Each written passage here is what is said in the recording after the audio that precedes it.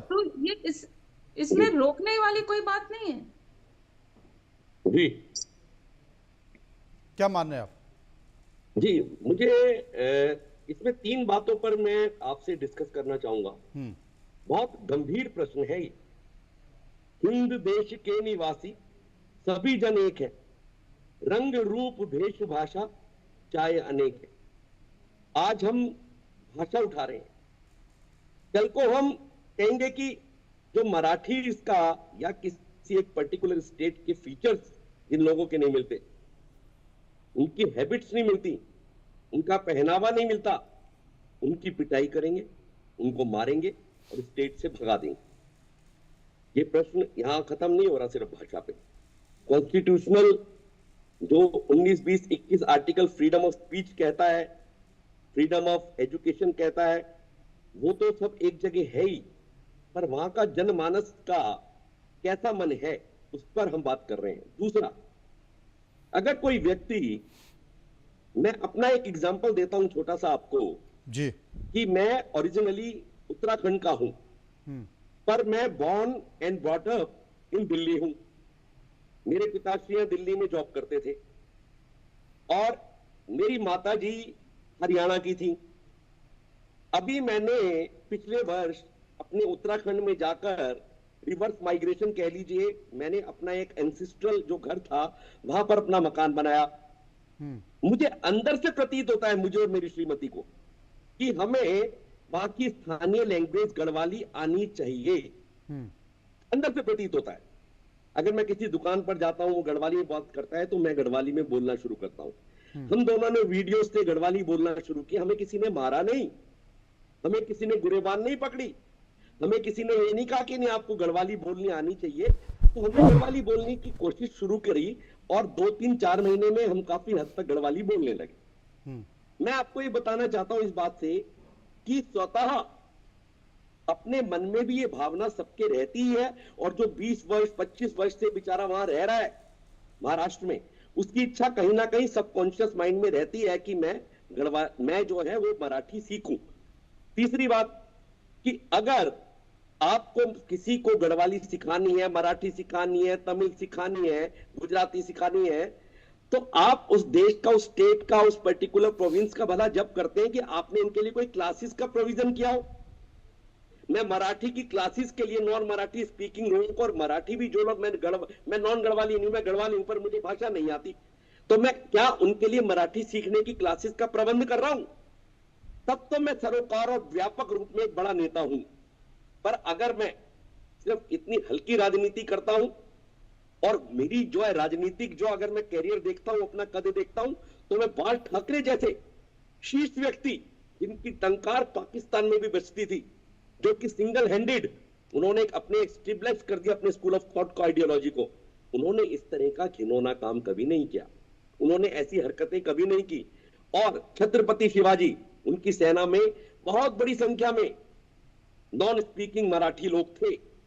तो जिस प्रेरणा, जो उनके प्रेरणा शीर्ष नेता हैं, उन तक भी ये बात जानी चाहिए, उन तक भी ये बात सोचनी चाहिए, अपने अंतर मन से सोचना चाहिए कि आप कब तक इस तरह कर पाएंगे। और एक और समस्या खड़ी हो गई, मुस्लिम बंधु, जो मुस्लिम बंधु है वो कहते आओ।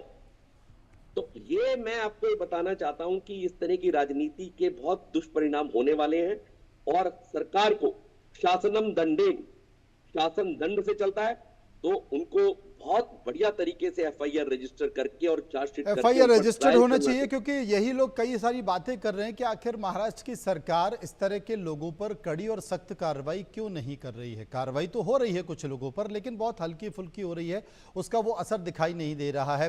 राजनीतिक विश्लेषक, इस्लामिक स्कॉलर मेरे साथ शुएब सिद्दीकी मौजूद हैं। शुएब साहब, उत्तर भारतीयों को तो निशाना बनाया ही जा रहा है, कहीं ना कहीं एक रास्ता भी दिखाने की कोशिश की जा रही है, और वो रास्ता भिंडी बाजार के इलाके की है या तमाम मुस्लिम इलाके में है।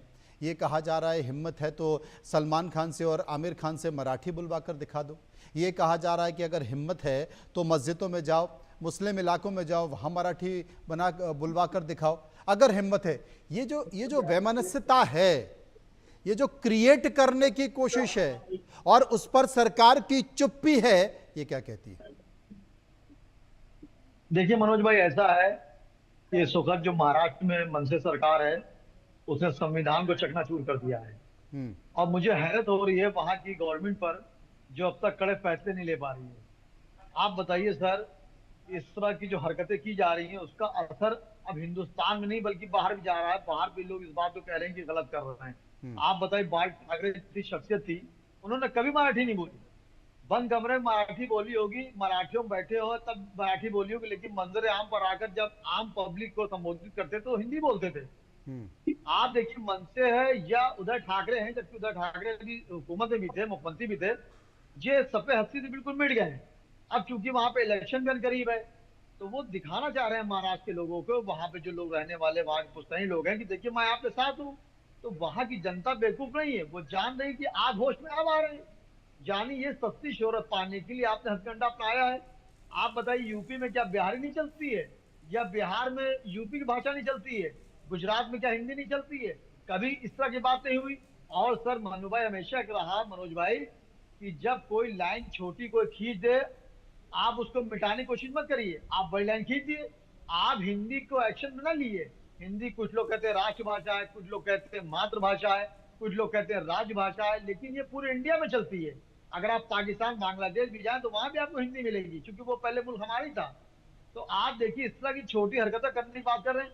आप वहां पे जो लोग पुराने लोग रह रहे हैं तो मराठी आती है। हमारे वहां भी मनोज भाई देखिए, सऊदी अरब में जो लोग जाते हैं, अगर वक्ती उम्रा करने या हज करने गए तो कोई बात नहीं है, लेकिन अगर मुस्तकिल काम करने जाते हैं तो वो धीरे धीरे भी सीख जाते हैं। वहां के बादशाह या वहां की हुकूमत एक्शन तो लेती नहीं कि आप अरबी सीखे। तो आप इस तरह की मोहब्बत की पहल करते कि वहां पर लोग मराठी सीखे, और पुराने लोग जो वहां पर उत्तर भारत के लोग गए हुए हैं, वहां पे जाहिर सी बात उनको मराठी आती है, मतलब पर की। लेकिन अब आप बताइए, पिछले हफ्ते भी डिबेट मैंने आपके चैनल दी थी, किसी औरत को मारा उन्होंने कि मराठी बोलो, दुकान पे सामान ले रहा मराठी बोलो। तो इस तरह की मैं समझता हूँ सस्ती शोहरत पाने की इस तरह जो बात कर रहे हैं, मैं समझता हूँ जिस एंगल पे वो चाह रहे हैं कि वहां पे 50,000 करोड़ 60,000 करोड़ का जो मामला है वो उनके हुकूमत में आ जाए और 100-200 सीट जीत ले, मैं समझता हूँ ऐसा नहीं हो पाएगा। अब आप देखिए सर, 2-4 दिन जो खबरें निकल के मनोज भाई आ रही हैं, वहां के मराठी भी इस बात से नाराज हो गए हैं कि आप इस तरह की हरकतें कर रहे हैं। आप बताइए, क्या इसमें गुजराती नहीं चलती, मराठी नहीं चलती, बंगाली नहीं चलती, कहीं पर अगर ऐसी बात हो रही तो बताइए। और इसमें थोड़ी कलक से मनोज भाई ये भी रही होगी कि बाल ठाकरे साहब, स्वर्गीय बाल ठाकरे साहब के करीब जो थे वो राज ठाकरे हमेशा रहे, लेकिन जब मामला कुछ इख्तलाफ में पैदा हुआ तो उन्होंने अपने बड़े साहबजादे उनको बना दिया। तो हो सकता राज ठाकरे इस पर भी थोड़ा नाराजगी लिए हो। अब दोनों भाई को अपनी जमीन तलाशने के लिए उन्होंने दोनों भाई एक हो गए। लेकिन आप देखिए, उदय भाई ने भी तो कोई बात नहीं की। मेरी उदय ठाकरे से गुजारिश रहेगी कि आप वहां पीछे मिनिस्टर रह चुके हैं, कम अज कम आप फ्रंट पर आकर निगेटिव पॉजिटिव कोई बात करिए। अभी आपने कांग्रेस की बात भी कही, मुझे अच्छा लगा, इमरान मसूद साहब ने सवाल किया, कांग्रेस को मंदिर आम पर आना चाहिए। लेकिन मनोज भाई, यहाँ पर ये भी अगर आप तारीख उठा के देखें तो कुर्सी के लिए लोगों ने गर्दनें काट दी। इसलिए बहुत सी पार्टी मंदिर आम पर नहीं आ रही, चाहे नेशनल पार्टी हो चाहे रीजनल पार्टी हो, उनके बड़े बड़े नेता इस मैटर पर सामने नहीं आ रहे, क्योंकि उनको खुद भी रोटियां सेकनी है अनकरीब आगे। तो मैं समझता हूँ राज ठाकरे से मेरी गुजारिश रहेगी कि इस तरह की हरकतें ना करें। जो वहां गंगा जमनी वहां भी लेकिन चलती कर है, रहे हैं ना, इस तरह की हरकतें हो रही हैं। नवीन दुबे हमारे साथ मौजूद है। नवीन दुबे साहब, एक प्रस्ताव आता है, प्रस्ताव में हिंदी को लागू करने